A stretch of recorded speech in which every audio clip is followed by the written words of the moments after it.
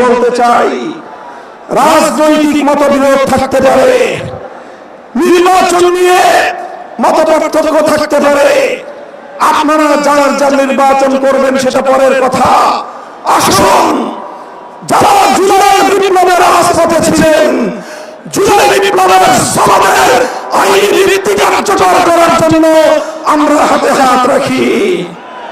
সংগ্রামী সাথী বন্ধুগণ, সর্বশেষ বক্তব্য, আগামী 13 তারিখ জুলাই সনদের গণভোটকে কেন্দ্র করে সরকারি সিদ্ধান্তের দিকে আমরা তাকিয়ে আছি।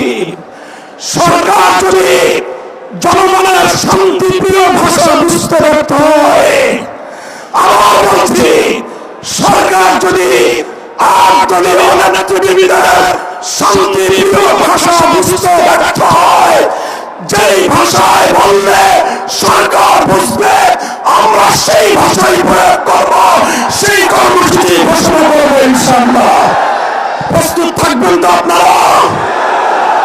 ইনশাআল্লাহ যুদ্ধ করে হাসিনা বিতাড়িত করেছি, যুদ্ধ করেই বাংলার মানুষের অধিকার আদায় করে ছাড়বো ইনশাআল্লাহ।